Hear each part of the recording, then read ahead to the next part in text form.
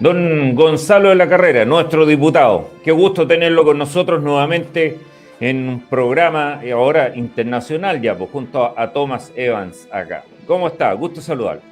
Un gusto saludarlo a ustedes. Muchas gracias por la invitación al Foro Chillán. Una gran iniciativa, así que Freddy y Tomás, muchas gracias por invitarme y a los telespectadores que están viendo este programa, también por la atención que ponen y el interés que prestan por el devenir de Chile, que es lo que realmente nos importa a todos. Así que pero muchas gracias por la invitación. Estoy a sus órdenes. Creo que el tema es... Gracias, Gonzalo, por aceptar la invitación.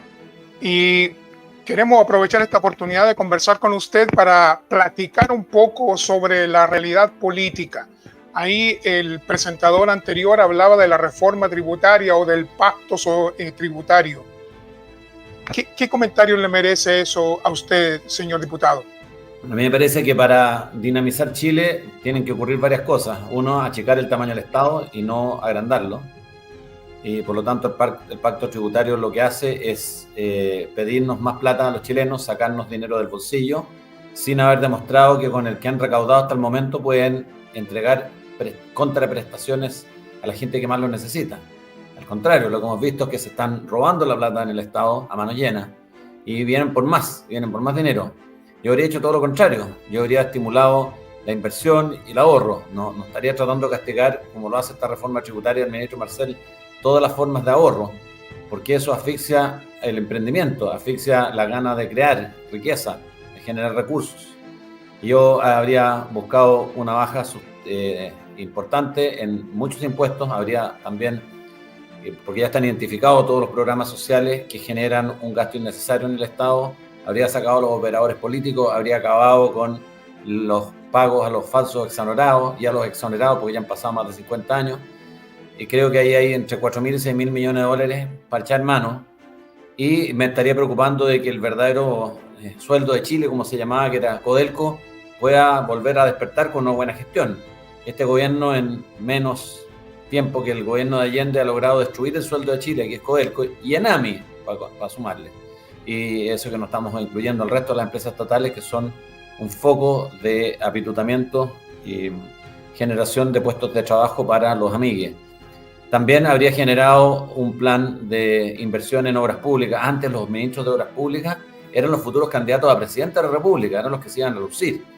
Yo habría generado un programa de concesiones de alrededor de 100.000 millones de dólares, poquito más que el presupuesto nacional, para obras de infraestructura, para pavimentar calles y caminos rurales en zonas que están más abandonadas, para aumentar la conectividad, los hospitales públicos, escuelas, en fin.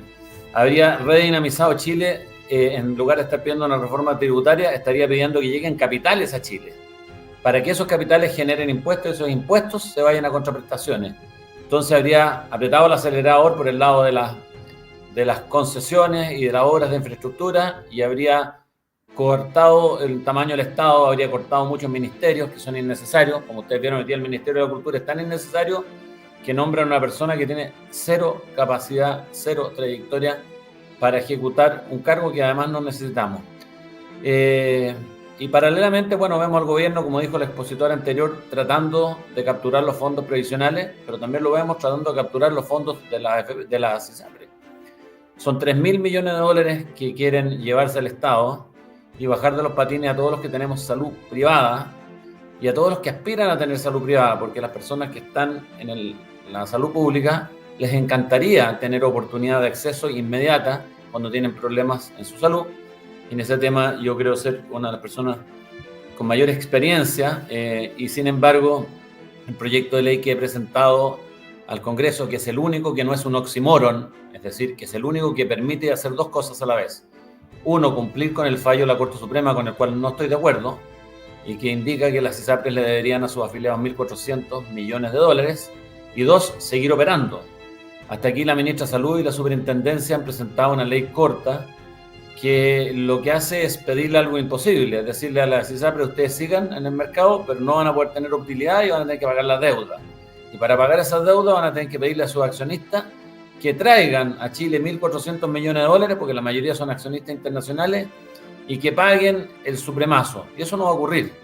ese monto que está determinó la Corte Suprema arbitrariamente, intentando hacer política pública que no le corresponde. A ellos les corresponde interpretar las leyes. Ese es un fallo que, bueno, si hay que cumplirlo, hay que pagarlo, hay que buscar una forma para que las ISAPRES puedan hacerlo viable y persistir. Y para ello yo presenté un proyecto de ley que le fija una utilidad tope a las ISAPRES, y este es un predicamento que yo no traigo ahora, sino que lo traigo del 2015 cuando fui presidente de Colmena. ¿Por qué? Porque la cotización no es voluntaria, es forzosa, y es forzosa porque si no nadie cotizaría, y porque las rentabilidades que obtiene la industria o que obtuvo la industria en un tiempo eran sobrenormales. Y por lo tanto, yo considero que con un 3% de impuestos sobre los ingresos por cotizaciones, las ISAPRES deberían tener una rentabilidad razonable. Y yo en el proyecto de ley pido que de esos 3 puntos porcentuales como tope máximo de utilidad, las ISAPRES solo puedan quedarse con un 1% mientras no paguen la deuda de los 1.400 millones de dólares. Es decir, de esos 3 puntos porcentuales, 2 puntos de esa utilidad se destinan a pagar la deuda de los afiliados y 1 punto como rentabilidad hasta que terminen de pagar la deuda. Esto es como la deuda subordinada a los bancos en los años 80, que se demoraron 15 a 20 años en pagarlo. Pero creo que es la única manera viable de mantener el sistema vivo, porque si caen las ISAPRES, va a caer como castillo de naipes las clínicas y por lo tanto va a caer la salud privada. Y de pasadita va a caer el gobierno, porque aquí habrían muertes. Hay personas que están dializadas, que necesitan seguir su tratamiento. Hay personas que están con tratamientos de quimioterapia, que necesitan continuar. Hay personas que están esperando por cirugías serias, que si no ponen en riesgo su vida en el corto plazo. Y por lo tanto, el tratar de capturar los fondos, estos 3.000 millones de dólares que se cotizan en ISAPRES, para llevarlos a fondo común y sin garantizarnos que el sistema público va a mejorar, porque yo tengo mis serias dudas que pueda mejorar si el director de FONASA es Camilo Cid. Camilo Cid, literalmente, es una persona hiper ideologizada, lleno de Carmen Hertz, y que cree que el Estado puede hacerlo todo y que cree que no debe haber jamás lucro en la salud. Pero yo creo que las personas cuando están enfermas no les importa que haya lucro en la salud, lo que les importa es que les solucionen su problema de poder seguir viviendo. Camilo Cid, en términos de conocimientos prácticos de lo que es aseguramiento, es como que si no supiera contarse los dedos de los pies. Sinceramente, lo digo con todas esas palabras. Son personas absolutamente ignorantes de lo que están haciendo. En el Senado hay una comisión técnica que está operando paralelo a la Comisión de Salud del Senado, tratando de resolver esta ecuación, que es con la cuadratura de un círculo. Y es muy fácil resolverla. Lo que pasa es que las personas que nominaron en el Senado como técnicos son todas personas que tuvieron posibilidades, como el ministro Santelice, por ejemplo, de haber en su época ayudado a solucionar el problema que se les venía encima, y que es un problema regulatorio, lo mismo que las AFP. Este no es un problema de las empresas que prestan el servicio, es un problema de que la regulación no los acompañó. En el caso de la AFP, si las expectativas de vida habían subido 15 años, entonces la edad de jubilación debió haber subido. Si habían lagunas previsionales, entonces la regulación debió haber dado cuenta de ello, aumentando la tasa de cotización. Pero nada de eso se hizo. Entonces ahora los llaman a ellos como expertos a solucionar un problema que cuando lo tuvieron en sus manos no fueron capaces de hacerlo o no quisieron por razones ideológicas. En el caso de la ISAPRES es lo mismo. Las ISAPRES han tenido utilidades sobrenormales en periodo y han tenido pérdidas en el periodo, pero han enfrentado una judicialización de los planes de salud que obliga a los que no han judicializado a pagar por los que sí judicializaron sus planes. Entonces, lo que ocurre es que el costo de la salud es enorme y no tiene contención. Y por lo tanto, en mi proyecto de ley, una segunda parte de ese proyecto habla de acabar con la integración vertical. Es decir, de que los dueños de las ISAPRES no pueden ser dueños de clínicas y viceversa. ¿Por qué? Porque al ser las clínicas privadas un ente no regulado, tiene todos los incentivos para maximizar sus utilidades. ¿Y cómo lo hace? Pidiéndole al ISAPRE que pague la cuenta. Si el ISAPRE es un pagador de cuentas que generan los prestadores públicos, si los prestadores públicos pueden, por la ley de oferta y la demanda, subir sus precios y aumentar su rentabilidad, el EBITDA de las clínicas, lo van a hacer. Y como tienen este vehículo pagador que es la ISAPRE, en el fondo todos los incentivos son perversos. Esta integración vertical tiene incentivos perversos porque en el fondo la clínica sube los precios, aumenta su utilidad y le pide a la ISAPRE que pague la cuenta. Si esta integración vertical no existiera, las ISAPRES podrían competir con las clínicas y decirle, mire, si usted me sube los precios, clínica, yo me llevo mi cartera de afiliado, por ejemplo, desde la clínica alemana a la clínica Las Condes, que me ofrece un mejor precio. Y si la clínica Las Condes sube por el chorro, yo le digo, bueno, me llevo estos 30.000 afiliados con plan preferente Las Condes a la clínica de la Universidad Católica o a la Universidad de los Andes. O si estoy en Indisa, me lo llevo a Marcoleta. En definitiva, genera una competencia entre las clínicas y los aseguradores por lograr un mejor servicio y un mejor precio. Bueno, ese proyecto de ley está ahí, no está ahí hace un mes, está ahí hace varios meses, y la excusa para no ponerlo es que yo estaría infringiendo leyes que tienen que ver con iniciativa exclusiva del presidente porque tienen que ver con previsión. Y no es así. Yo no estoy cambiando ninguna de las reglas que tienen que ver con la previsión social. Solamente estoy pidiendo, fijémosle, una utilidad a la ISAPRE, que lo pueden hacer por decreto, como lo han hecho a través de la judicialización y lo han hecho los infinitos decretos que hacen los superintendentes de salud, y pidiéndoles que con esas utilidades ellos puedan destinar 2/3 de ellas a pagarle a los afiliados la deuda que la Corte Suprema se inventó. Así que en eso estamos. Ese proyecto, lo que es muy difícil en el Congreso, que me doy cuenta, este es mi primer periodo y creo que será el último, es muy difícil cuando hay ideología en que ningún parlamentario cree que es rentable en imagen para ellos salvar a las ISAPRES, es meter un proyecto de ley y que lo pongan en tabla en la Comisión de Salud. Van a aducir cualquier tipo de razones que no son ciertas para evitar que esta solución pueda ver la luz, porque significa robarle el sueño a los comunistas y a los frentes amplistas de quedarse y capturar los 3.000 millones de dólares y poner a todas las personas en la fila de la salud pública. Diputado, me gustaría llevarlo a otro tema que también es de la actualidad nacional en Chile. Los escándalos a través del financiamiento de las fundaciones que se han utilizado para fortalecer algunas posiciones políticas del gobierno. ¿Qué nos puede compartir de eso? Bueno, esto es un escándalo que suma a otro escándalo, porque si realmente el gobierno, y por eso es que yo no entiendo la postura de Chile Vamos, mientras este gobierno no solucione el escándalo que lo vuelve a tapar con otro escándalo, que es nombrar una ministra de la Cultura que tiene que dar muchas explicaciones respecto a los convenios que ella misma ha participado antes de ser ministra de la Cultura, es como reírse, es como pegar una bofetada en la cara y reírse de los chilenos. Porque si efectivamente el presidente Boric ha reconocido que hay corrupción en el interior de su gobierno, entonces soluciónalo. No traiga personas que tienen que hacer muchas respuestas o dar muchas respuestas a la ciudadanía para tratar de explicar por qué tienen ellos convenios directos o fundaciones con las cuales incluso están en litigio. En el caso de la Municipalidad de Providencia, por ejemplo, la municipalidad entiendo que está en litigio con una fundación donde participa la ministra de la Cultura o un convenio directo donde participa la actual ministra de la Cultura, donde hay una suspensión de los pagos por parte de la municipalidad por una no prestación de los servicios, entiendo. Entonces creo que este gobierno nos da material todos los días para sospechar y para desconfiar, y eso es lo que a mí me genera una desafección con Chile Vamos, que es que ellos vuelvan a sentarse a la mesa de negociación con declaraciones grandilocuentes, como que tuvimos una reunión muy dura, como que estábamos todos muy serios, como que estábamos todos muy enojados, pero vamos a seguir conversando. Yo primero pediría que partamos por lo que corresponde, que salga la ministra de la Cultura mientras no haya aclarado el tema. ¿Me recuerda usted que el presidente Piñera, por una frase que había escrito el ministro, ¿cómo se llama?, que fue ministro de la Cultura durante 2 días, que hoy día es diputado en Suecia, Mauricio Rojas. Mauricio Rojas duró 2 días por una frase que había escrito con un libro hace 10 años atrás. O sea, el presidente Piñera no lo bancó un segundo por algo que él sabía que ya estaba escrito antes de que lo nombraran ministro. Bueno, acá el presidente Boric tiene otro estándar.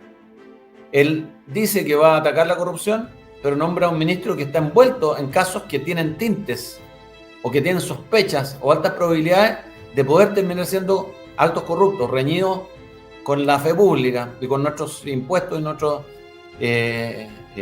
contribuciones que hacemos al Estado a través de los impuestos y las contribuciones de bienes raíces, por eso, a eso me refería. Y creo que este caso de corrupción es el caso más grande de corrupción que hayamos visto en el Estado. Y es absolutamente transversal y recorre a todo el país. Fíjense que yo tengo otro proyecto de ley presentado que tampoco va a ver la luz pública, yo creo, que es que todas las corporaciones de derecho privado, que por ende, por ser corporaciones de derecho privado, no son fiscalizables ni por Contraloría ni por la Cámara de Diputados, que reciban recursos públicos, deban, solo por esa razón, pasar a ser fiscalizables. Esto no lo presenté tampoco ahora a raíz del caso convenio, lo presenté hace meses. Y está en la Comisión de Gobierno Interior y todavía no lo ponen en tabla. ¿Y por qué no lo ponen en tabla? Porque en las municipalidades se crean corporaciones de derecho privado y en las municipalidades están todos los partidos políticos, tienen alguna municipalidad y todos tienen temor de que si la olla se destapa para todos. Y es buena hora ya que reconozcamos que Chile es un país que entró de lleno en la corrupción, entró en las grandes ligas de la corrupción y que es transversal. Y que yo me acuerdo una conversación con Sergio Menli cuando yo fui candidato a alcalde por Las Condes y perdí. En esa ocasión yo recibía información desde dentro de la municipalidad de cómo era la corrupción y la denuncié. Logré valorizarla en 7.000 millones de pesos al año. Y Sergio Menli, que ahora que es concejal, me dice: Gonzalo, yo no te creía en ese momento, pensé que exagerabas. Ahora creo que te quedaste corto. Y ustedes ven cómo los concejales del Partido Republicano tienen en jaque a la actual alcaldesa de la UDI por los actos irregulares y presuntas irregularidades al interior de la Municipalidad de Las Condes. Es decir, las municipalidades y los organismos públicos, las gobernaciones, las seremías, se han transformado en cajas pagadoras de los partidos políticos.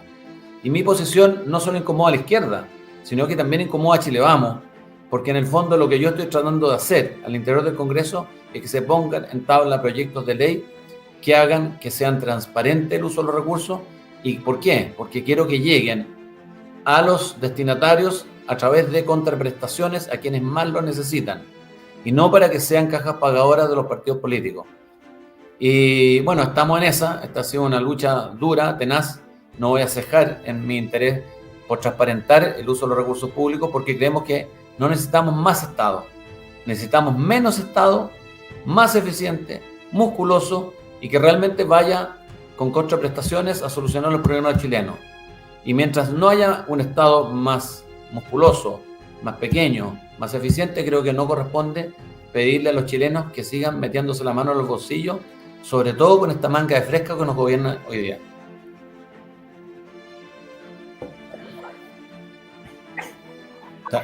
Está muteado. Sí. Excelente punto, diputado. Freddy, ¿tenías alguna pregunta para el diputado?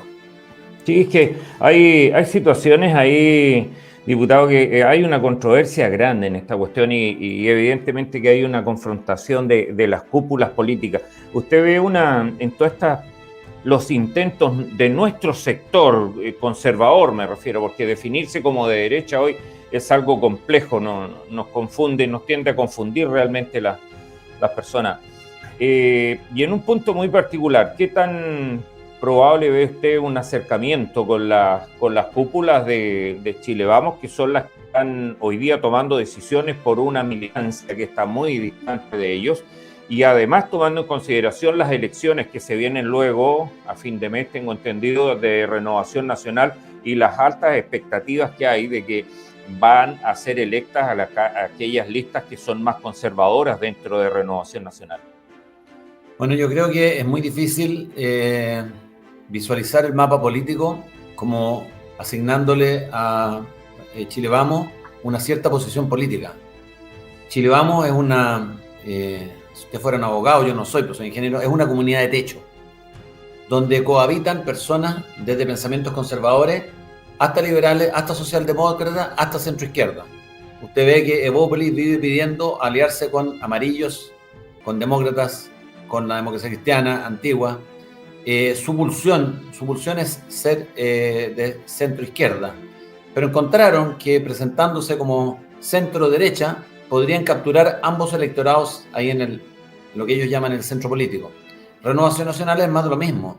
Renovación Nacional durante la época de desborde, llenó de candidatos a parlamentarios a personas que piensan que el Estado es mejor que el sector privado, o que el Estado debería ser mucho más grande, o definitivamente son socialistas PPD, como lo era Eric Olivera, que abandonó, ¿no es cierto?, la bancada por fin de Renovación Nacional, pero como existen muchos hoy día en Renovación Nacional, como Nona Sandón, que votan permanentemente proyectos y levantan banderas de la izquierda.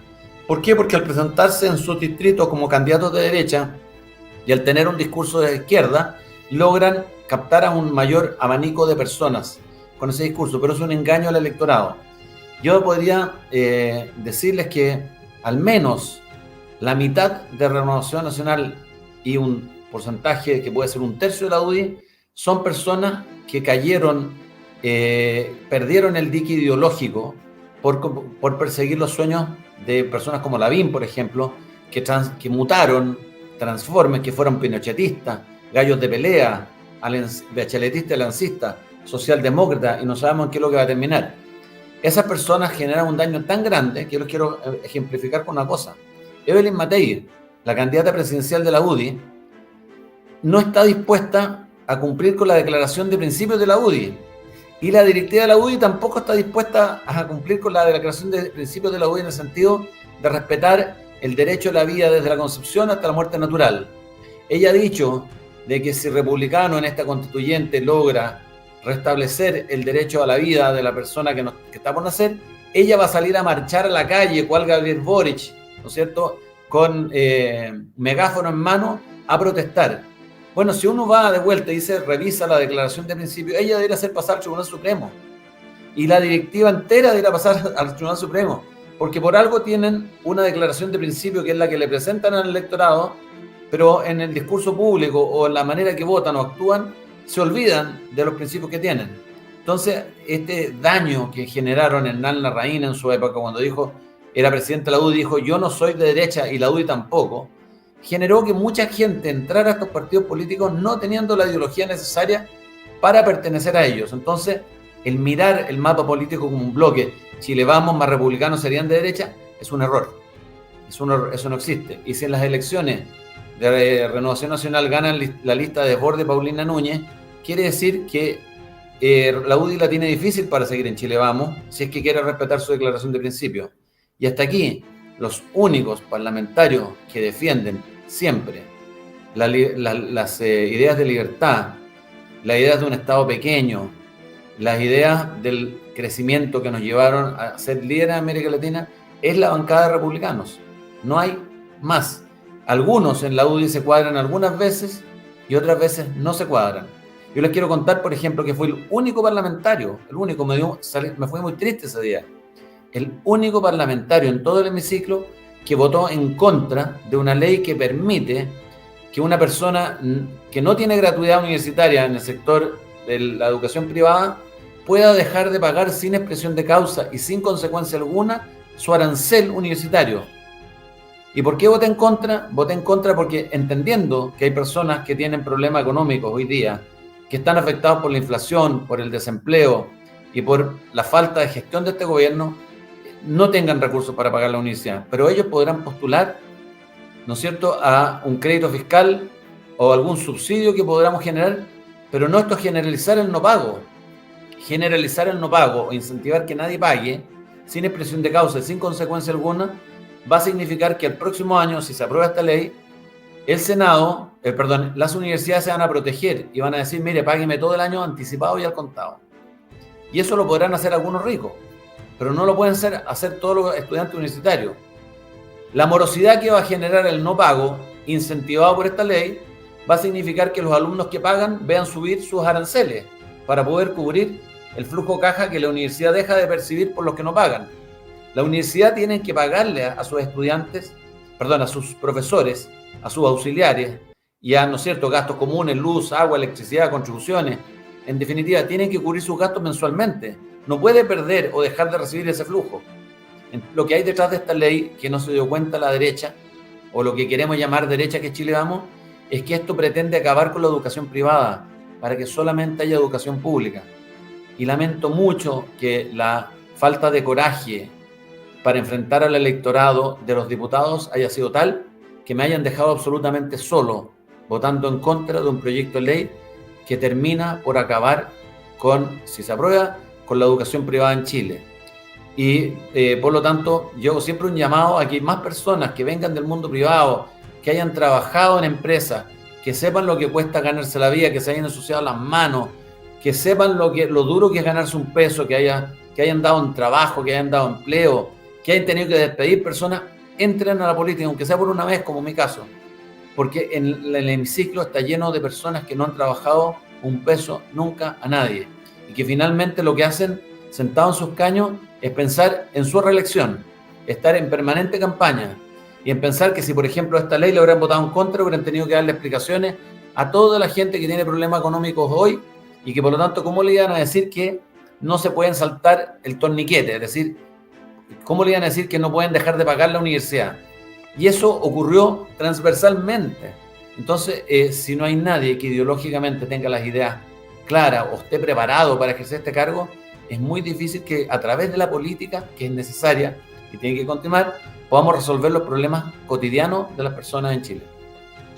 Diputado Gonzalo de la Carrera, queremos agradecerle su participación en el foro de Chillán, por su valentía de decir que sí, y por acompañarnos en el día de hoy en la versión número 3 del foro de Chillán 2023.